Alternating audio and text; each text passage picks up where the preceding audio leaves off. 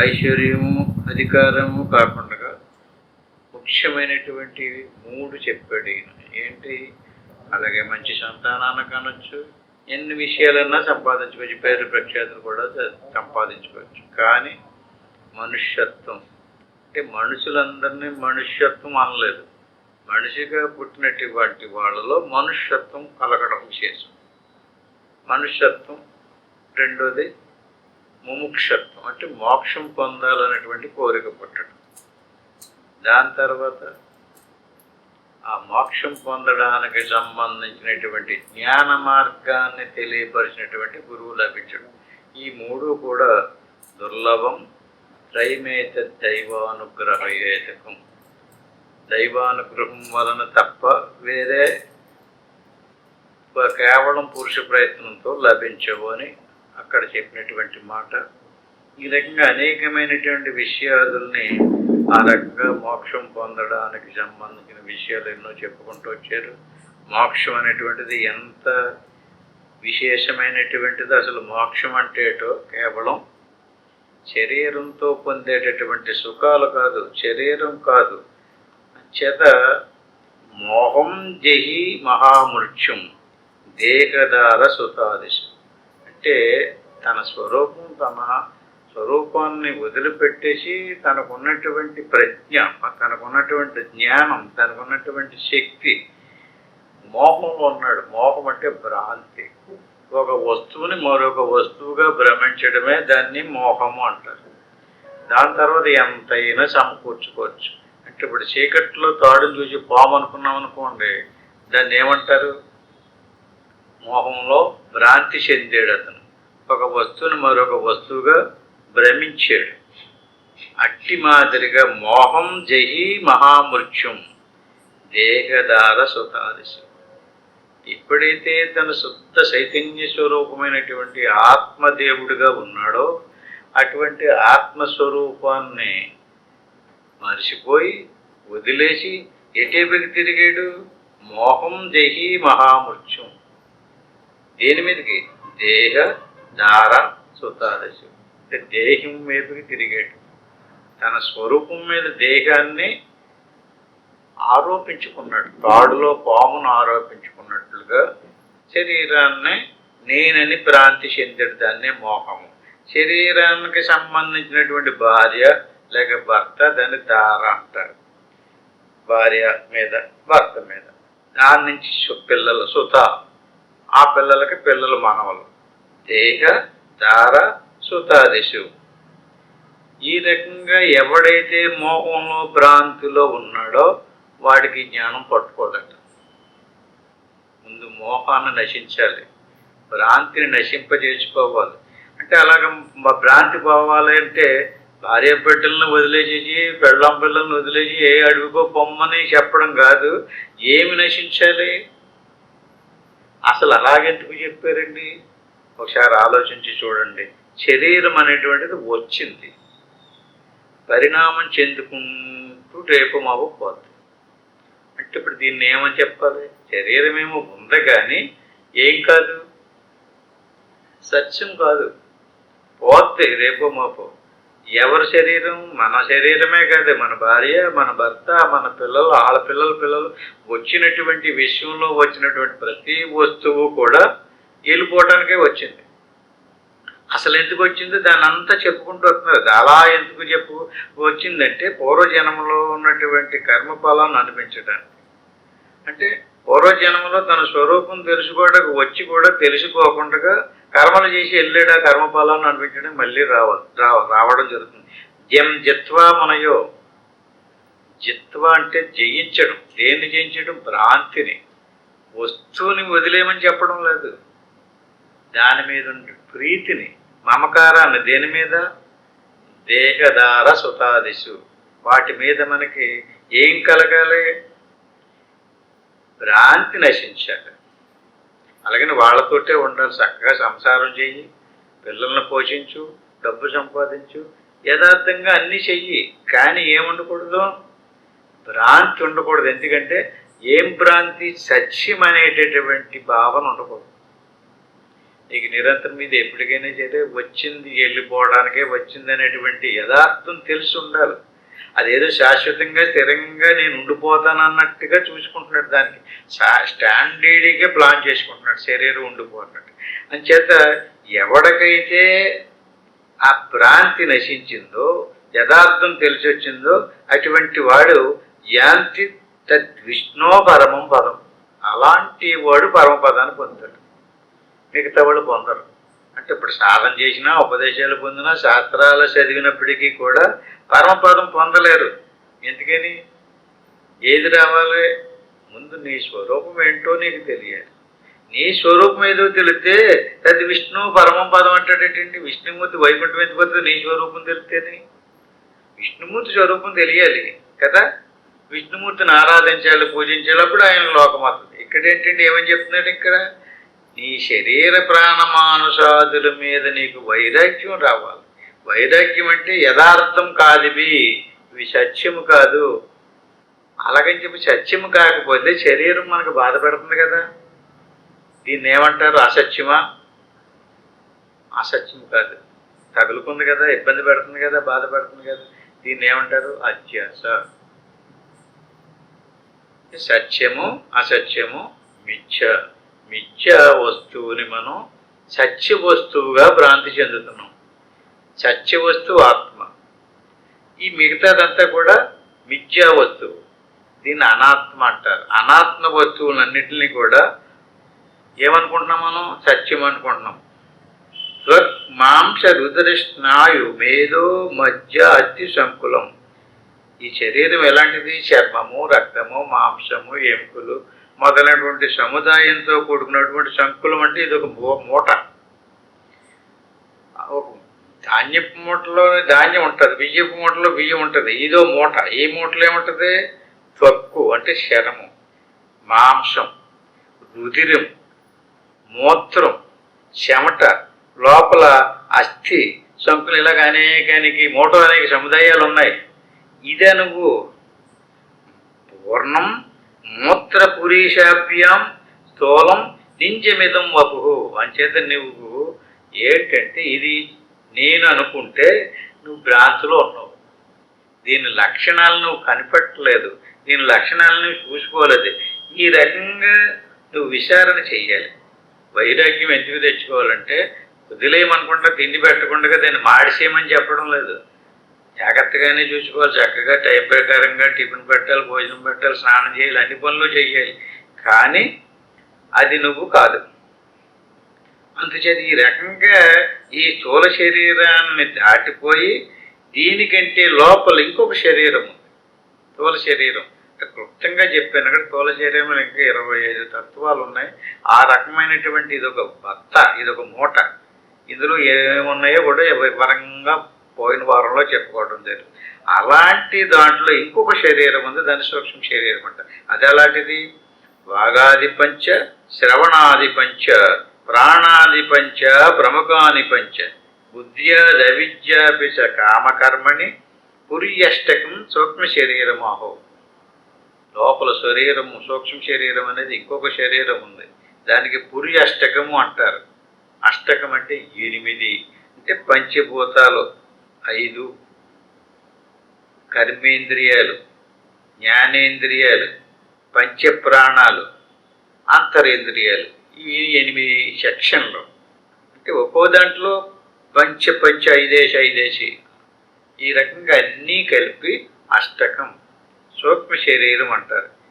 ఈ రకంగా సూక్ష్మ శరీరం స్థూల శరీరంలో ఉండి స్థూల శరీరాన్ని కాపాడుకునేది సూక్ష్మ శరీరమే. స్థూల శరీరంలో సూక్ష్మ శరీరం అంటున్నాం కదా. సూక్ష్మ శరీరంలో 2 సెక్షన్లు ఉన్నాయి. ఒకటి పంచప్రాణాలు, ఇంకొకటి ఇంద్రియాలు. ఇంద్రియాలు జ్ఞానేంద్రియాలు, కర్మేంద్రియాలు, అంతరేంద్రియాలు అని 3 రకాలు. అలాగే ప్రాణాలు అదొక రకం. శరీరంలో ఉన్నటువంటి ప్రాణాలు శరీరాన్ని క్రియావంతం చేస్తున్నాయి. లోపల ఉన్నటువంటి ఇంద్రియాలు విషయాలు తెలుసుకుంటున్నాయి. అప్పుడు శరీరం లోపల ఉన్నటువంటి సూక్ష్మ శరీరం కర్మేంద్రియాల ద్వారా కర్మ చేస్తుంది, జ్ఞానేంద్రియాల ద్వారా విషయాలు తెలుసుకుంటుంది, ప్రాణాల ద్వారా ఆకలి దెబ్బకిల్ని కలిగించి ఆహారాన్ని జీర్ణం చేసి శరీరాన్ని క్రియావంతంగా చక్కగా కాపాడుకుంటాం. లోపల ఉన్నటువంటి అంతరింద్రియాలు ఈ శరీరంతో బయటకు వచ్చి ఏం చూశారో ఏం చేశారో ఎన్ని ఆలోచిస్తుంది. ఈ రకంగా స్థూల శరీరానికి అవస్థ జాగ్రత్త అవస్థ అంటే మెలకువ. సూక్ష్మ శరీరానికో ఇదం శరీరం శృణు సూక్ష్మ సంగీతం. స్థూల శరీరం వలె కనిపించదు అది. సూక్ష్మ శరీరం ఉందని ఆ లోపల ఉన్నటువంటి ఆత్మకు తెలుస్తుంది, బయట ఉన్నటువంటి వాడికి తెలుసు. ఈ సూక్ష్మ శరీరం శృణు సూక్ష్మ సంగీతం లింగం పంచీకృత భూత సంభవం. అంటే పంచభూతాలను పంచీకరించి స్థూల శరీరాన్ని తయారు చేశారు. సూక్ష్మ శరీరాన్ని అలా పంచీకరించకుండా తయారు చేశారు. ఈ రెండు శరీర సువాసనం కర్మ ఫలానుభావకం. ఈ సూక్ష్మ శరీరములోనే వాసనలు ఉన్నాయి. వాసనలు అంటే మనం చేసినటువంటి పాప పుణ్యాలకి సంబంధించినటువంటి స్వభావం. ఒక్కొక్కడికి మంచి స్వభావం ఉంటుంది, ఒక్కొక్కడికి చెడ్డ స్వభావం ఉంటుంది, ఒకటికి దొంగ గుణం ఉంటుంది, ఇంకొకటి దాన గుణం ఉంటుంది, ఒకటి ధర్మ గుణం ఉంటుంది. సువాసనం కర్మ ఫలానుభవం. ఈ వాసనలను అనుసరించే సూక్ష్మ శరీరం స్థూల శరీరానికి ఉపయోగిస్తుంది. ఒక్కొక్కటి కామక్రోధాదులు అధికంగా ఉంటాయి, ఒకటికి ఈర్ష్య ఉంటుంది, ఒకటికి అసూయకి ఉంటుంది, ఒకటికి ద్వేషం ఉంటుంది. ఇవన్నీ సూక్ష్మ శరీరంలో ఉండే లక్షణాలు. వీటికి వాసనలు అని పేరు. కామ క్రోధ లోభ మోహ మద మాశ్చర్య ఈర్ష్య అసూయ దంభ ద్వేషాదులన్నీ సూక్ష్మ శరీరంలో ఉన్నాయి. ఇవి ఈశ్వర సృష్టి కాదు, బాగా గుర్తుపెట్టుకోవాలి. ఈశ్వర సృష్టి అనేటువంటిది స్థూల శరీరం, సూక్ష్మ శరీరం ఈశ్వర సృష్టి. కానీ సూక్ష్మ శరీరంలో ఉన్నటువంటి గుణాలు లక్షణాలు, ఒకటికి దాన గుణం ఉంది, అది ఈశ్వర సృష్టి కాదు. ఒకటికి ధర్మ గుణం ఉంది, ఒకటికి దయ ఉంది, ఒకటికి భూత దయ ఉంది. ఇవి ఎవరయ్యి? వీడు శాస్త్రాలు వినడం వల్ల మంచి మంచి గుణాలు సంపాదించుకోవాలని పురుష ప్రయత్నంతో తయారు చేసుకున్నాడు. అలాగే ఏ అసూయ ఈర్ష ద్వేషం లాంటివి ఉండకూడదని వాటిని దూరంగా పెట్టడానికి ప్రయత్నం చేశాడు. ప్రయత్నం చేయకుండా ఇవి రావు. అంచేత ఇక్కడ దేవుడి దగ్గరికి అలా అవ్వడం కోసం సూక్ష్మ శరీరాన్ని మనం ఏం చేయాలి? శుద్ధం చేసుకోవాలి. అంటే శుద్ధం చేసుకోవడం కోసమే సత్కర్మ ఉపాసనాకర్మ. దానాలు ధర్మాలు ఎందుకు ప్రతిపాదించారండి అంటే సూక్ష్మ శరీరం శుద్ధమయ్యి కొద్ది మంచి మంచి జన్మలు వస్తాయి, దేవతా జన్మలు కూడా వస్తుంటాయి. సూక్ష్మ శరీరాన్ని ఎంతంత శుద్ధం చేసుకుంటుంటామో అంత తెలివి పెరుగుతుంది. భూత భవిష్యత్తు వర్తమాన కాలాదులు కూడా తెలిసిపోతుంటాయి. ఎక్కడ? సూక్ష్మ శరీరంలో ఉన్నటువంటి ఈ చెడ్డ గుణాలను తరిమేసి మంచి గుణాలను అన్నిటిని అందులో తయారు చేయాలి, రూపం మార్చాలి. ఇలాగున్నటువంటి దాన్ని అలాగ మార్చాలి. సూక్ష్మ శరీరంలో రెండు వర్గాలు ఉంటాయి, దేవతలు రాక్షసులు. దేవతా గుణాలు రాక్షస గుణం. ఈ రకంగా స్వజ్ఞానతో నాది గోపాలిరాత్మన. ఈ సూక్ష్మ శరీరం లోపల ఉన్నటువంటి ఆత్మస్వరూపాన్ని ఆవహించుకుని ఉంది, ఆత్మస్వరూపాన్ని కప్పింది, ఆత్మస్వరూపాన్ని మరుగుపరిచింది. స్వజ్ఞానతో అనాది రూపాలిరాత్మన. ఇది అనాది అంటే అర్థం ఏంటండి? నువ్వేదో రెండు పద్యాలు పాడేసిన, రెండు శ్లోకాలు చదివేసి నశించేది కాదు. దీనికి ఏమి లేదు. ఈ సూక్ష్మ శరీరానికి ఎలాంటి దీంట్లో ఏముంది? జ్ఞానం ఉంది. ఎలాంటి తనకు తానుగా ఒక జ్ఞానం ఉంది సూక్ష్మ శరీరం. స్థూల శరీరానికి ఆ జ్ఞానం లేదు. అటువంటి సూక్ష్మ శరీరం అనాది రూపో రాదిరాత్మన ఆత్మస్వరూపాన్ని కప్పేసింది. ఇప్పుడు లోపల ఉన్నటువంటి కుండలో ఉన్నటువంటి దీపం కనిపించాలంటే కుండ తీసేయనట్టుగా సూక్ష్మ శరీరాన్ని తీసేస్తేనే లోపల ఉన్నటువంటి ఆత్మ కనపడుతుంది. ఆత్మేమో మన స్వరూపం. మన స్వరూపాన్ని మరుగుపరిచింది ఏది? ఈ సూక్ష్మ శరీరం. అంచేది ఈ సూక్ష్మ శరీరం చుట్టూరు స్థూల శరీరం, స్థూల శరీరానికి లోపల సూక్ష్మ శరీరం, సూక్ష్మ శరీరానికి లోపల ఇంకొక శరీరం ఉందండి, దాన్ని కారణ శరీరం అంటారు. కారణ శరీరంలో జ్ఞానం లేదు, అది పూర్తిగా అజ్ఞానం. అందుకని మూడు శరీరాలకి స్వప్నో భవచ్చత్ర విభక్త్యవస్థ సమాత్రశేషేణ విభాతి యాత్ర. స్వప్నేతు బుద్ధి స్వయమేవ జాగ్రత్త కాళీ నానావిధ వాసనాభి కర్తాదిభావం ప్రతిపత్తిరాజితే ఎత్ర స్వయం జ్యోతిరయం పరాత్మ.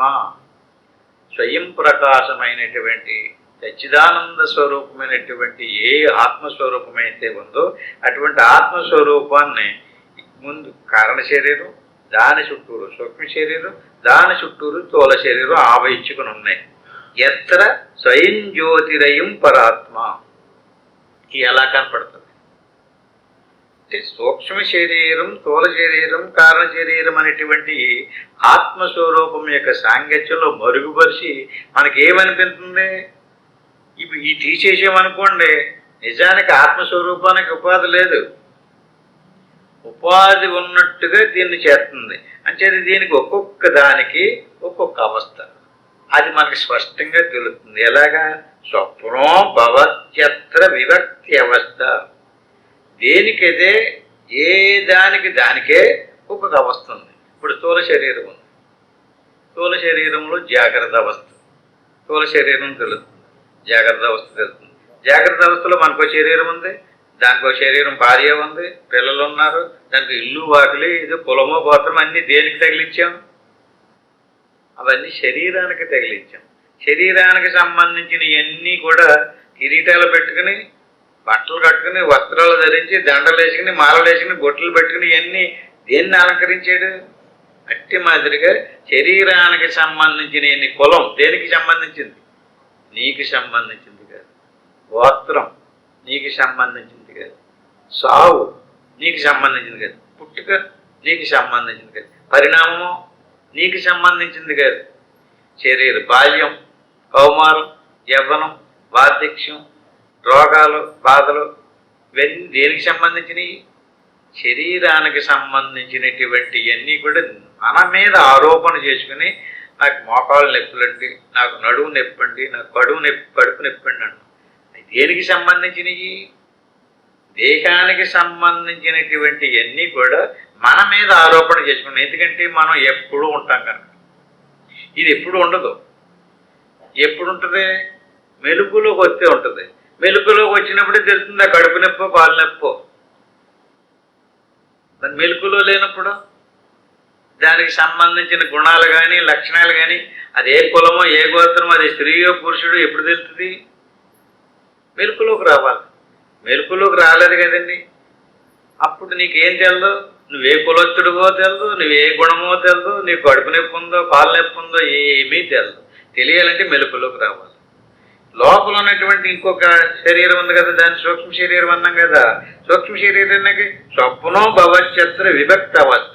స్థూల శరీరం నుంచి విడిపడి ఇంకొక అవస్థను కల్పన చేసి, అక్కడ ఆ కల్పనలో సూక్ష్మ శరీరంలో దాన్ని స్వప్నావస్థ అంటారు. స్వప్నో భవత్యత్ర విభక్త అవస్థ. మెలకువ అవస్థ నుంచి స్వప్నావస్థ ఎడదీసింది. అక్కడ స్వప్నంలో ఇక్కడికి లాగే సేము కల్పన చేసుకుంది. నిజానికి స్థూల శరీరం అక్కడికి రాలేదు. సూక్ష్మ శరీరంతో అక్కడ ఒక కల్పన చేసుకుని సుఖమో దుఃఖమో ఏదో ఒకటి అనిపిస్తుంది. అదంతా ఉత్తు ఊహ. కొంతమంది ఆ కళలు కూడా నిజం అనుకుంటుంటారు. ఆ కళలనే ఆ భ్రాంతిమయమైన సూక్ష్మ శరీరంతో ఆకాశంలోకి ఎగిరినట్టుగా అనుభూతి కలిగింది. ఏదో లోకం వెళ్ళినట్టుగా, ఎవరో దివ్య పురుషులను దర్శించినట్టుగా, ఎవరితోటి మాట్లాడినట్టుగా కూడా కల్పన చేస్తుంది. స్వమాత్రే శేషేణ విభాతయత్ర. దానికి ఎంత కెపాసిటీ ఉందంటే స్వమాత్ర శేషేణ, స్వయంగా తనకు తానుగా కల్పన చేసేస్తుంది. ఎవరినే? లోకాలనే సృష్టించేస్తుంది. పర్వతాలను సృష్టించేస్తుంది, సముద్రాలను సృష్టించేస్తుంది, మొత్తం ప్రపంచాన్ని అంతటినీ కూడా సృష్టించేస్తుంది. అప్పుడు మనమేమనుకుంటామంటే నిజంగా అదొక ప్రపంచమే అనుకుంటాం. అక్కడ వ్యక్తులను చూశాను, నేను మాట్లాడానండి అంటాడు. ఆ చూసినటువంటి అవన్నీ కూడా ఎవరు కల్పించింది? స్వమాత్ర శేషాన్ని కేవలం తన సొంత ప్రజ్ఞతో, తన సొంత తెలివితో అంత ప్రపంచాన్ని సూర్యుని చుట్టించేస్తుంది. సూర్యచంద్రాది నక్షత్రాది గ్రహాలు, మనుషులు, పశువులు, ఇక్కడ ఏ ప్రపంచాన్ని మనం చూసేమో సేమ్ టు సేమ్ అలా కల్పన చేస్తుంది. స్వప్నేతు బుద్ధి స్వయమేవ జాగ్రత్త. స్వప్నావస్థలో నుంచి మెలకులోకి వచ్చాడు అనుకోండి, స్వప్నేతు బుద్ధి స్వయమేవ జాగ్రత్త. జాగ్రత్తలోకి వచ్చాడు. జాగ్రత్తలో ఉన్నటువంటి స్థూల శరీరాన్ని అనుసరించి మళ్ళీ స్థూల శరీరంతో ఒక ప్రపంచాన్ని చూస్తుంది. ఈ స్థూల శరీరానికి సంబంధించినటువంటి ప్రపంచం ఎవరి సృష్టి? ఈశ్వర సృష్టి. ఈ మెలకువకు సంబంధించినటువంటి అవస్థను జాగ్రత్త అవస్థ అంటారు. ఈ జాగ్రత్తలో ఉన్న మనుషులు, పశువులు, గుర్రాలు, ఏనుగులు, ఇదంతా సూర్యుడు, చంద్రుడు, నక్షత్రాలు, గ్రహాలు, దేవుళ్ళు, దేవతలు, ఇదంతా ఈశ్వర సృష్టి. ఈశ్వర సృష్టి. స్వప్నంలో జీవ సృష్టి. 2 సృష్టిలు ఉన్నాయండి. ఈశ్వర సృష్టిని నువ్వు పోగొట్టలేవు. ఈశ్వర సృష్టిని పోగొట్టమని కాదు, ఈశ్వర సృష్టిలోకి నువ్వు వచ్చినప్పుడు ఆ ఈశ్వర సృష్టి పదార్థాన్ని నీకు ఎంతవరకు కావాలో అంతవరకు అనిపించి, ఇది యథార్థం కాదు, ఇది సత్యం కాదు, ఈ శరీరం నిత్యం కాదనేటువంటి కాలీన నానావిధ వాసనాభి చూస్తున్నా, నేను ఇది చూచాను, నేను అది చూచానని రకరకాల వాసనలతో కర్తాది భావం ప్రతిపద్య రాజతే. ఇక్కడ నేనే కర్తను అనుకుంటున్నాడు. నేనే చేశాను, నేనే చూచాను, నేను ఎంతమందికి పెళ్ళిళ్ళు చేశాను, ఎంతమందికి ఉద్యోగాలు ఇప్పించాను, అది చేశాను, ఇది చేశాను అంటుంటాడండి. కర్తాది భావం ప్రతిపద్య రాజతే. ఇక్కడ ఈడి స్వతంత్రుడు కాదండి. ఈడు ఏం చేసుకొచ్చాడో దాని ప్రకారంగా ఈశ్వరాజ్ఞతో జరుగుతూ ఉంటుంది.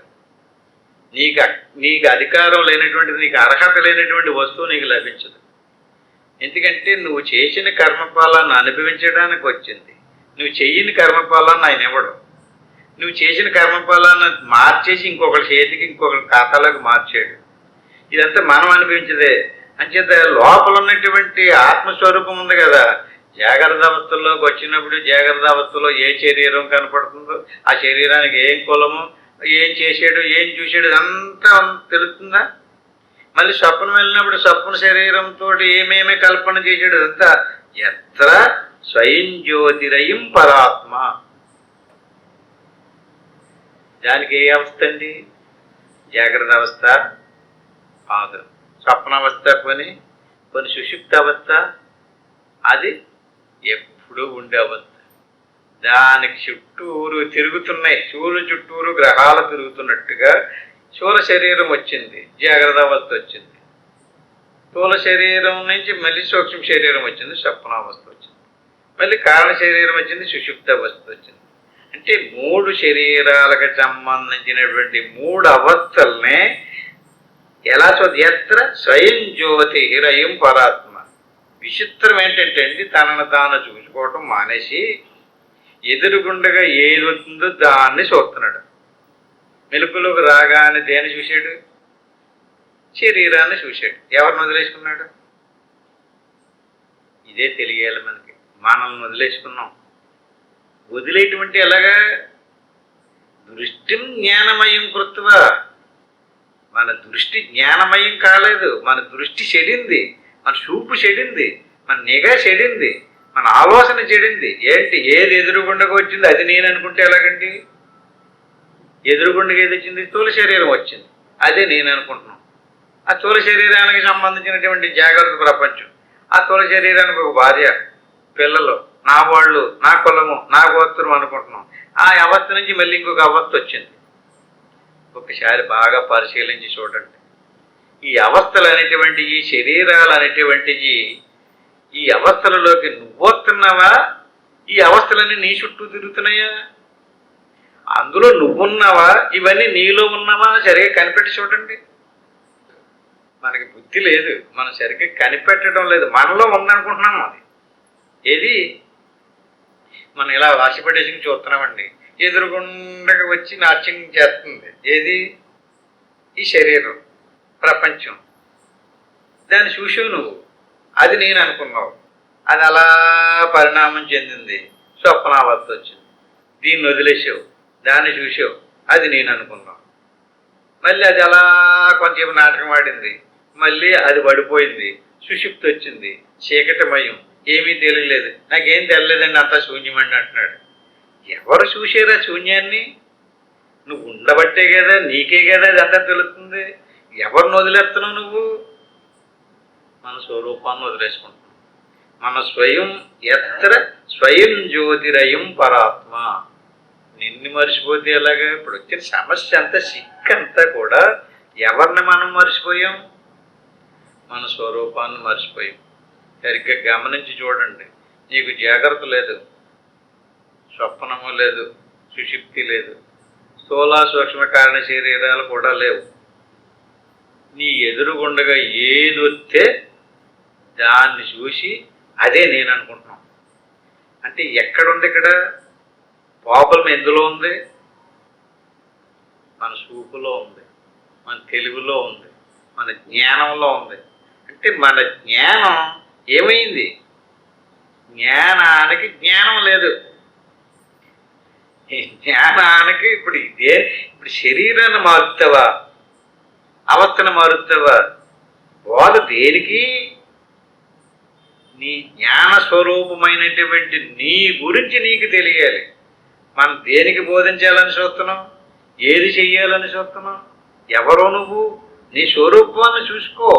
నీకు జాగ్రత్త వచ్చింది, నువ్వు జాగ్రత్త కాదు, జాగ్రత్త నీకు తెలుస్తుంది.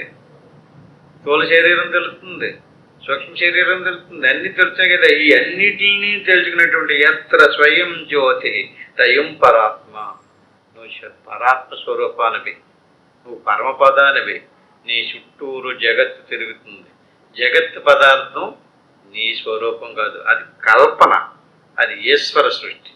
ఈశ్వరుని యొక్క మనసు చేత ఇదంతా కల్పించబడుతుంది.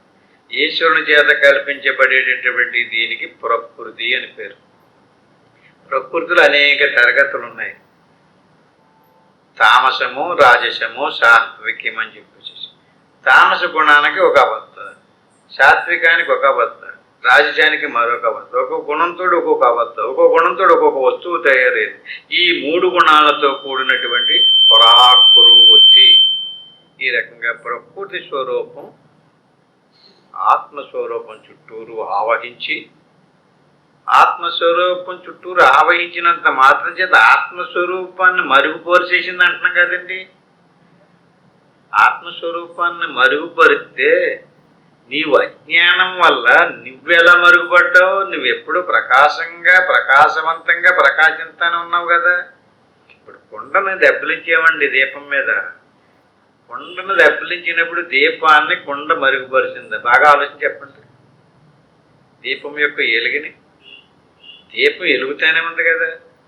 దీపం తనను తాను చూసుకుంటూ ఉంటే కుండ దెబ్బలితే ఎందుకు, బాణ దెబ్బలితే ఏంటండి?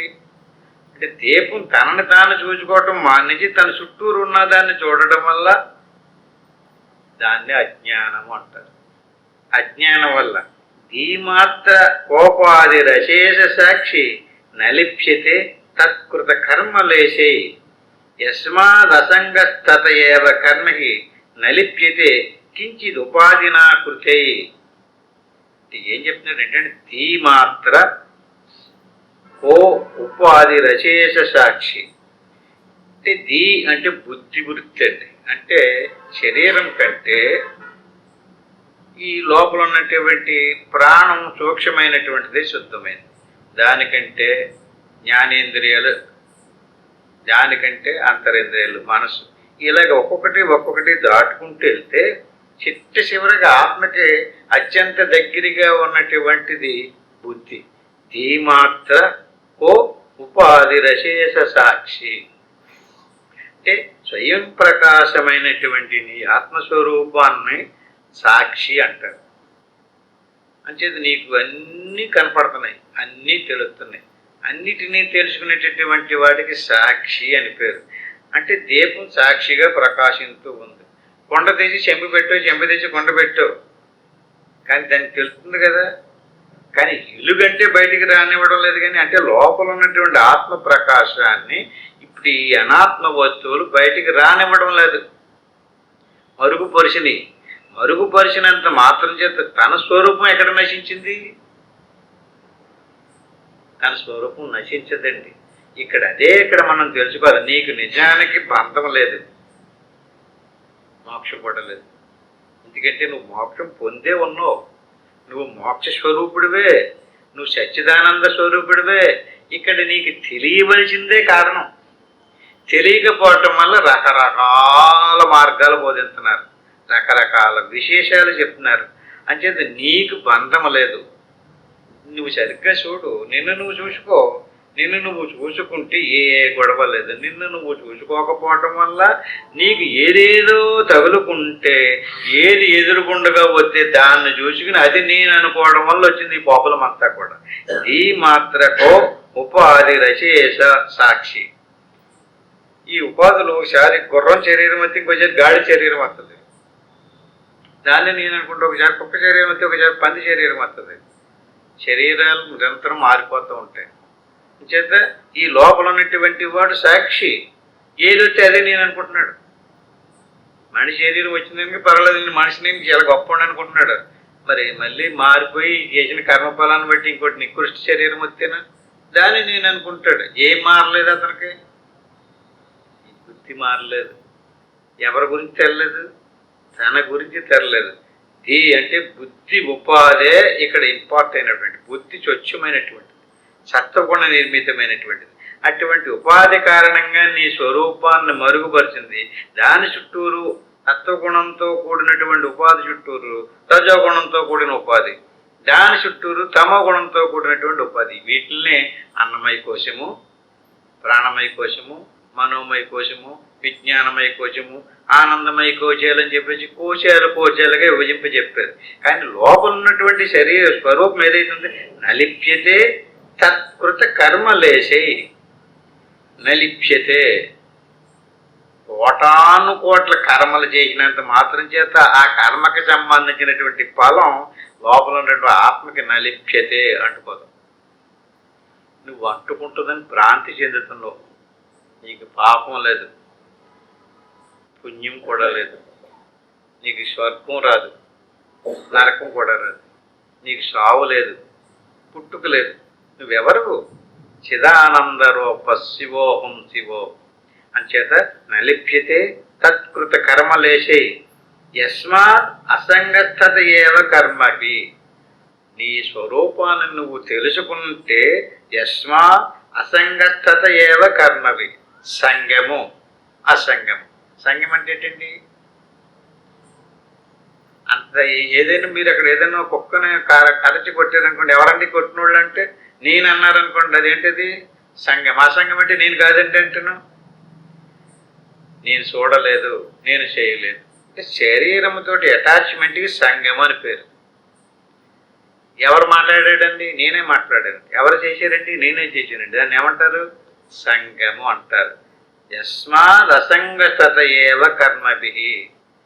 నువ్వు అసంగం, సంగము కాదు. ఆత్మ దీంట్లో కలవలేదు, అంటుకోను లేదు, కలిసిపోలేదు, సెపరేట్గానే ఉంది. మనం ఏమనుకుంటున్నామంటే ఆత్మ కలిసిపోయింది, అనాత్మలో విలీనమైపోయింది, దీని నుంచి ఎలాగోలాగా సాధన చేసి ఎడగొట్టి మట్టి నీటిలో కలిసిపోయినట్టుగా ఆత్మ అనాత్మలో కలిసిపోయింది, సాధన చేసి ఎడగొట్టాలనుకుంటున్నాం. అలా కలలేదు. అది కలలేదన్నటువంటి విషయం తెలుసుకుని కలిసిందో లేదో తెలుసుకోవడానికే సాధన. నలిప్యతే యస్మాద్ అసంగస్తత ఏవ కర్మభి. కర్మలు చేసినంత మాత్రం చేత కలిసిపోదు. అప్పుడు ఇప్పుడు ఎప్పుడు శుద్ధంగా ఉంది, నిశ్చలంగా ఉంది, నిర్మలంగా ఉంది. నలిప్యతే కించిత్ ఉపాధి జ్ఞాకృతే. ఉపాధి చేత కించిత్తు కూడా దానికి నష్టం కలగలేదు, కలిసిపోలేదు. ఇదేంటండి, నేను ఎన్ని బాధలు పడిపోతున్నానండి, ఎన్ని సమస్యలండి నాకంటాడు. ఎవరికి సంబంధించినవి? ఆత్మకి సంబంధించినవి. అంటే దేనిని తన మీద, దీనికి సంబంధించినందే తన మీద ఆరోపించేసుకుంటున్నాడు. దాన్నే సంగం అంటే. శరీరానికి సంబంధించిందంతా తన మీద పామేసుకుంటున్నాడు. ప్రాణాలకు సంబంధించిన, ఇంద్రియాలకు సంబంధించిన ఎన్ని తన మీదకి ఆరోపణ చేసుకుంటున్నాడు. ఆరోపణ అంటే ఏంటండి? ఇతనికి సంబంధం లేదు. ఇతను శుద్ధమైనటువంటి, నిశ్చలమైనటువంటి, నిర్వికారమైనటువంటి స్వరూపం అయి ఉండి కూడా ఇతను ఏం చేసుకుంటున్నాడు? శవికారమైనటువంటి నానా రకాల రూపాలతో, నానా రకాల గుణాలతో కూడుకున్నటువంటి నానావిధ కర్మలు, నానావిధ కర్మఫలాలన్నీ కూడా నేను పుణ్యం చేశానండి అంటాడు, లేకపోతే నేను పాపం చేశానంటాడు. పుణ్యం చేసింది ఎవరు? పాపం చేసింది ఎవరండి?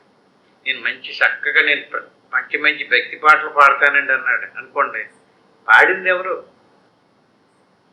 సాధన చేశానంటాడండి. సాధన చేసింది ఎవరు?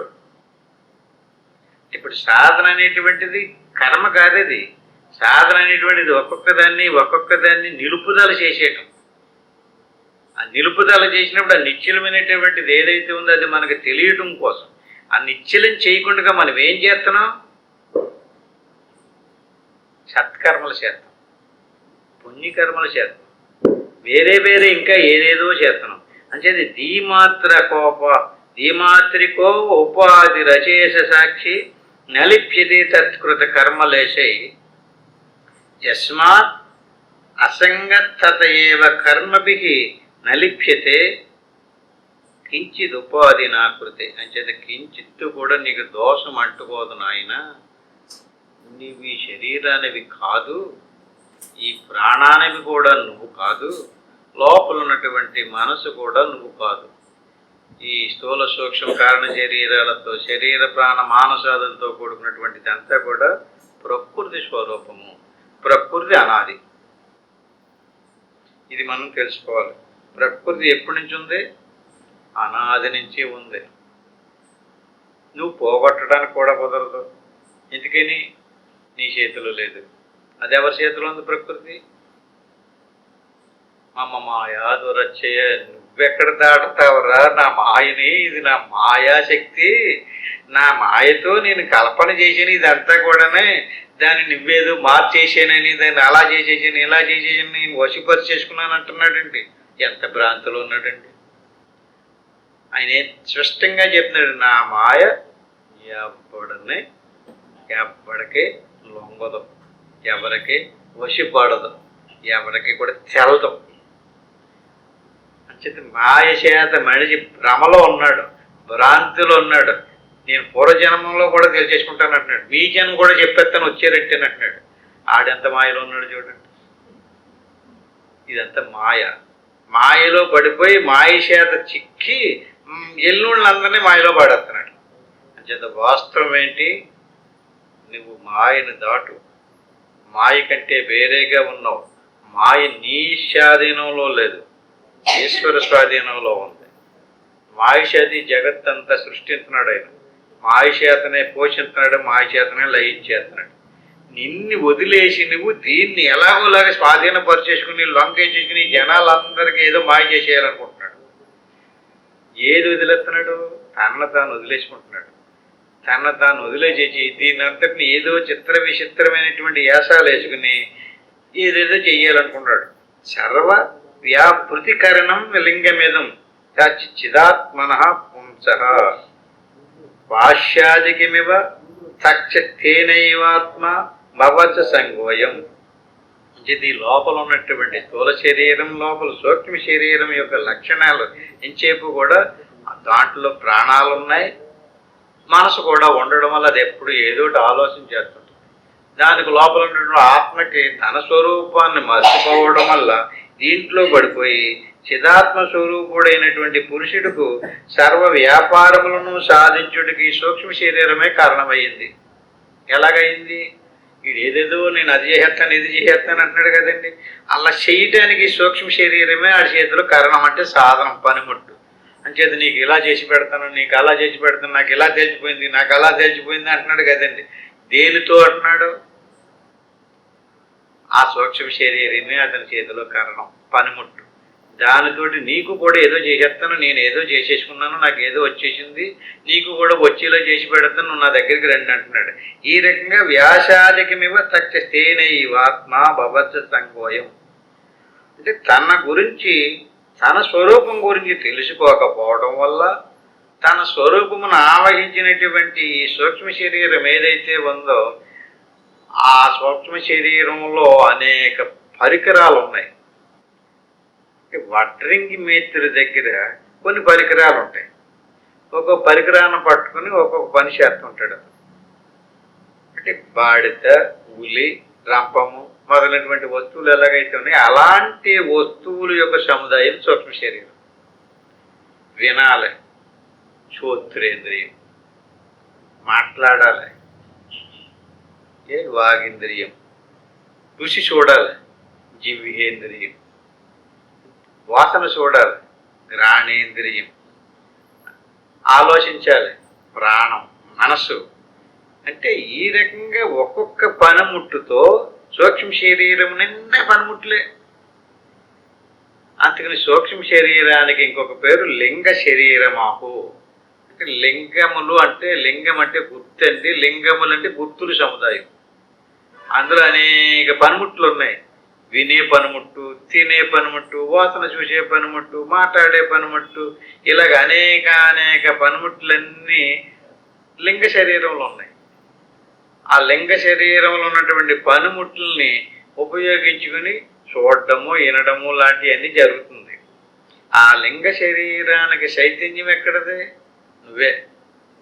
నీవు నిన్ను చూడకుండగా నీవు సూక్ష్మ శరీరం వైపుకి తిరగడం వల్ల సూక్ష్మ శరీరం చక్షక పనులు చేసేస్తుంది. కరెంటు రాగానే ఫ్యాన్ తిరిగేస్తుంది, లైట్ వెలిగేస్తుంది. అట్టి మాదిరిగా ఆ శక్తి అంతా ఎక్కడది? నీదే. నీ వీక్షణ, నీ చూపు, నీ దృష్టి. అంటే నీ దృష్టి నీ మీద లేదు, నీ స్వరూపం మీద నువ్వు దృష్టి పెట్టేవనుకో దాన్ని సమాధి అంటారు. నిన్ను నువ్వు చూసుకుంటుంటే సాధన అంటే ఏంటనుకుంటున్నారు? అలా నిన్ను నువ్వు చూసుకుని ఉండడమే సాధన. నిన్ను నువ్వు చూసుకోవటం మానేసి అలా ఊహించి స్వర్గం వెళ్ళి వచ్చాను, ఇప్పుడు ఇలా అక్కడ ఎవడో కనపడ్డాడో లేదు ఏదో చేసి వచ్చాను, ఎంత రకరకాల అనుభూతుల్ని గుర్తుకు తెచ్చుకుంటున్నాడు అనుకోండి, అదే సాధన. దాన్న చెప్తుంటే ఎంతకాలం బట్టి ఎంత శ్రమపడి నిన్ను నువ్వు చూడు. నువ్వెలాంటి వాడు? నువ్వు చైతన్య స్వరూపాన్ని. దానికి ఆకారం లేదు, గుణం లేదు, నిర్మలమైనటువంటి నిశ్చలమైనటువంటి చిదానంద స్వరూపం. దాన్నే సత్తు చిత్తు ఆనందం అంటారు. అటువంటి నీ స్వరూపానికి చూసుకుంటే దానికి ఏమీ లేవు, గుర్తులు లేవు, పనిముట్లు లేవు, అక్కడ ఆకారం లేదు, రూపం లేదు, ఇలాగుంది అలాగుందని చెప్పడం కుదరదు. అటువంటి నిర్మలమైన నీ స్వరూపాన్ని సర్వవ్యాపృతికరణం. అంటే ఈ రకంగా అన్ని పనులు చేయటానికి ఒకే కారణం కాకుండా ఒక్కొక్క పనికి ఒక్కొక్క పనిముట్టు లింగ శరీరంలో ఉంది. ఆ లింగ శరీరం ఆత్మ సాంగత్యంలో ఉంది. వాటిని చూసుకుంటూ తన స్వరూపాన్ని మర్చిపోయి ఈ రకంగా నిరంతరము రకరకాలుగా పనులు చేస్తున్నాడు. ఈ రకంగా అంధత్వ, మందత్వ, పటుత్వ ధర్మాహ సౌగుణ్య వైగుణ్య వశాద్య చక్షుష బాధిర్వ మోకత్వ ముఖాస్తదైవ శ్రోతాది ధర్మానతు వేత్తురాత్మన. ఆత్మస్వరూపం స్వయం ప్రకాశం అని చెప్పుకున్నాం.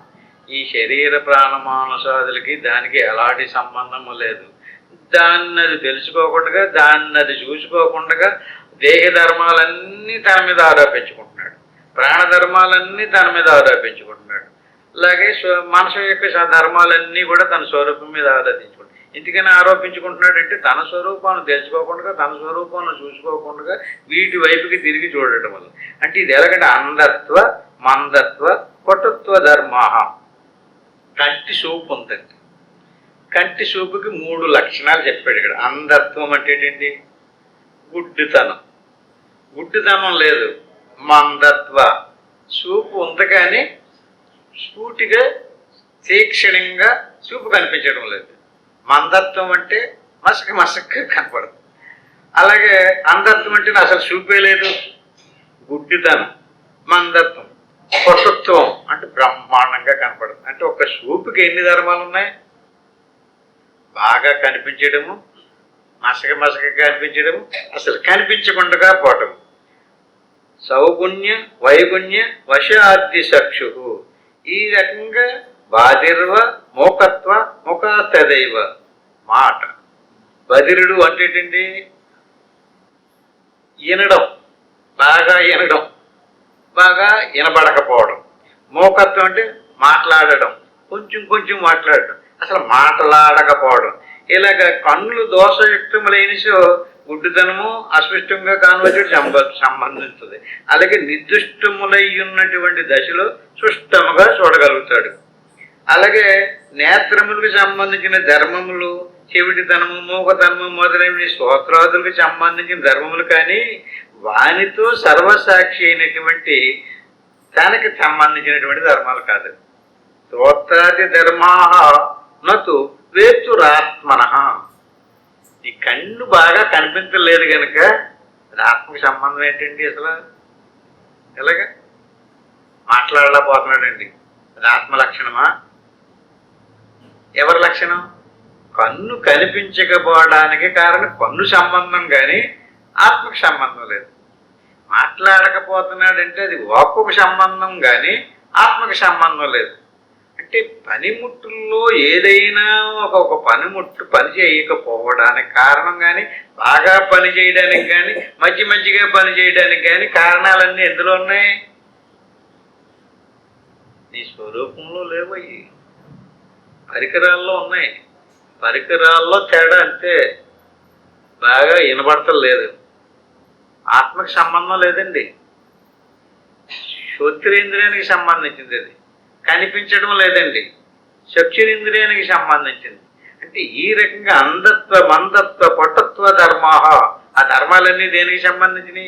సౌగుణ్య వైగుణ్య వశాద్య చక్షుషు, అంటే కంటికి సంబంధించినటువంటి, వాక్కుకు సంబంధించినటువంటి ఏ ఏ ధర్మాలు అయితే ఉన్నాయో ఈ అన్ని ధర్మాలు కూడా శ్రోతాది ధర్మానతు వేత్తురాత్మన, ఇవేవి కూడా నీకు కన్ను కనిపించలేక బాగా కనిపించడానికి ఆత్మ కారణం కాదు, కనిపించకపోవడానికి కూడా ఆత్మ కారణం కాదు.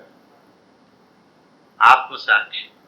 ఆత్మకి తెలుస్తుంది బాగా కనిపించడం లేదని చెప్తుంది, నాకు చాలా బాగా కనపడుతుందని చెప్తుంది. అంటే ఆత్మకి కనిపించడము కనిపించకపోవడము తెలిసిపోతుంది కదండి. వినబడము వినబడకపోవడం తెలిసిపోతుంది కదా. దానికి ఎవరికి తెలుస్తుంది? ఇంకొకటి తెలియకపోవచ్చు, లోపల ఉన్నప్పటికీ నా చెవులు బాగా వినబడతలేదండి అని చెప్తాడు కదా. ఎలా తెలిసింది అతనికి? చెవులు వినబడడం వినబడకపోవడము, కళ్ళు కనిపించడము కనిపించకపోవడము, ఇవన్నిటికి వెనకాల ఎవడున్నాడు? అతను.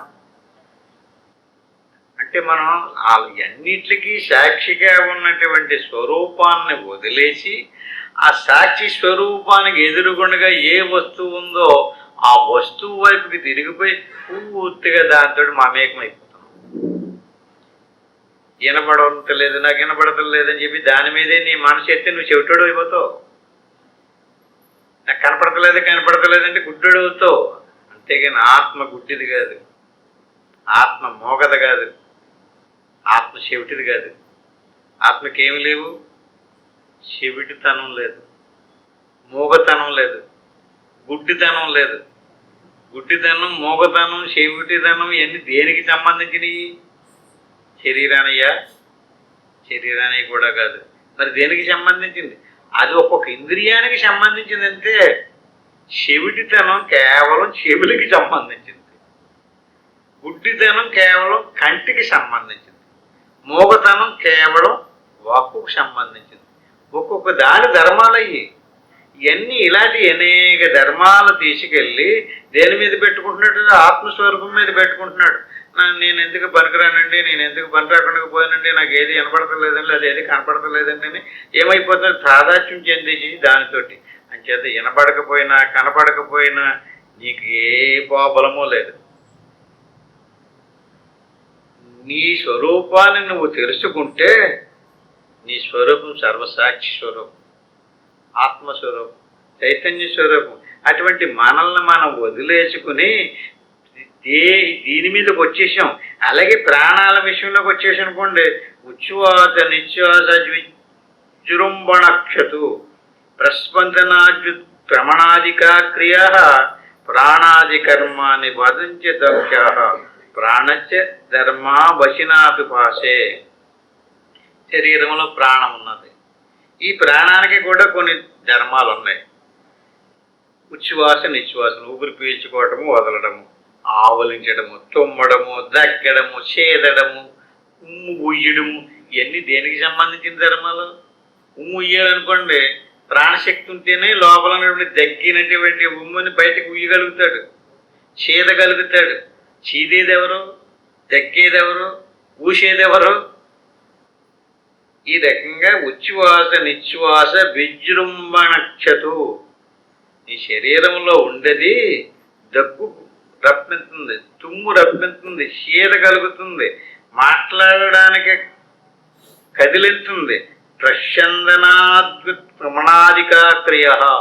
శరీరంలోని సమస్త క్రియలకి కూడా మూల కారణం ప్రాణశక్తి. ఈ శరీరంలోని అవయవాలు జరిగే కదులుతులు లేదు, పని చేయటం లేదంటే దానికి మూల కారణం ప్రాణశక్తి సరిగ్గా పని చేయటం లేదు నీ శరీరం. మన అవయవాలు సరిగ్గా పని చేయాలంటే ప్రాణశక్తి, ఉపనిషత్తులు ఈ ప్రాణశక్తిని కూడా దేవుడికి ఉపాసన చేశారు.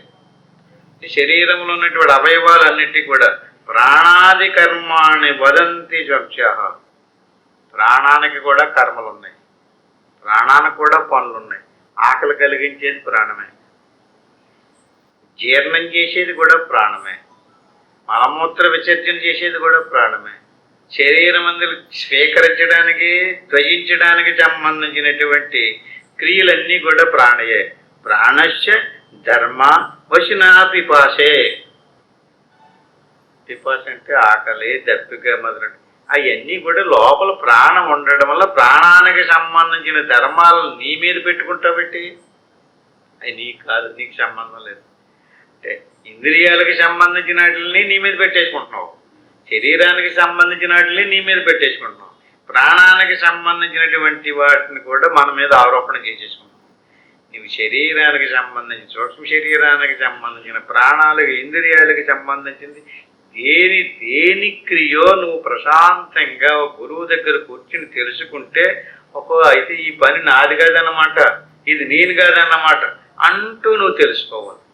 ఇలా ఒక్కొక్క దానికి దూరమయ్యి విషయాలను తెలుసుకుని ఆ తర్వాత లోపల అంతఃకరణమేతేషు చక్షురాదిషు వర్ష్మణి అహమిత్యభిమానేన తిష్టత్వ ఆవాస తేజస.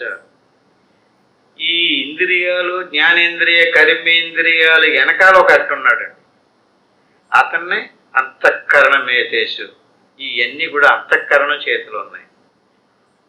చూడాలనుకున్నటువంటి వాడు లోపల ఉన్నటువంటి మనసులో ఆలోచన వస్తేనే చూడగలుగుతాడు. సినిమాకి వెళ్ళాలనుకున్నాడు అనుకోండి, ఆ లోపలవాడికి ఆలోచన రావాలి. ఈ రకంగా లోపల అంతఃకరణం ఉంటుంది. ఈ అంతఃకరణమే చక్షురాది ఇంద్రియాదుల్ని కదిలింతుంది, ఇంద్రియాలను ఉపయోగించి శోధుతుంది. అహమిత్యభిమానేన, దానికి లోపల అహంకారం అనేది ఒకటి ఉంది. మనసు, బుద్ధి, చిత్త, అహంకారం అంటాం. అహమిత్యభిమానేన, ఈ అహంకారమే మొత్తం అన్నింటికి కూడా ఆ ప్రాబ్లం ఏంటి? ఈ అహంకారం శరీరమే నేను అనుకుంటాను, ప్రాణమే నేను అనుకుంటుంది, ఇంద్రియాలే నేను అనుకుంటుంది. దానికి అహంకారస్య విజ్ఞేయో కర్త భోక్త అభిమాన్యం సత్వాది గుణయోగేన శవస్తత్రయం అశ్నుతే.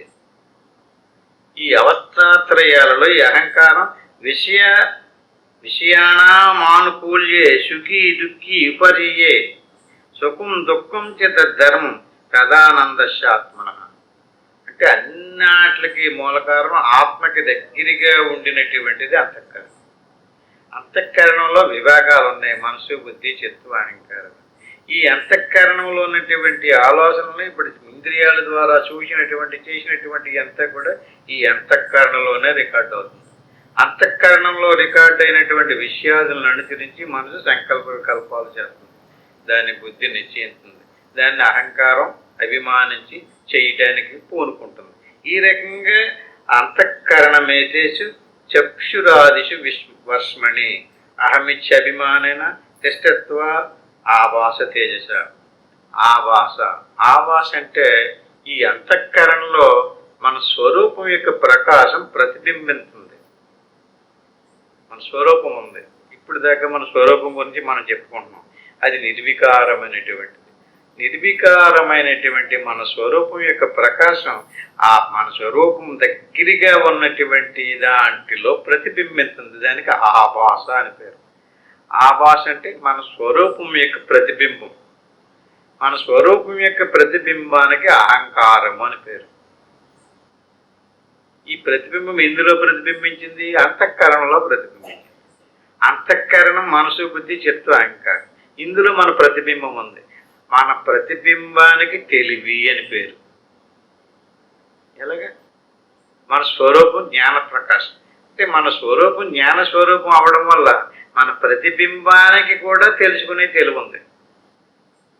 అందుకని మన అంతఃకరణానికి మన ప్రతిబింబము తాలూకు తెలివి రావడం వల్ల అంతఃకరణం మన ప్రతిబింబం యొక్క ప్రకాశాన్ని తీసుకుని ఆలోచించడం మొదలుపెట్టింది.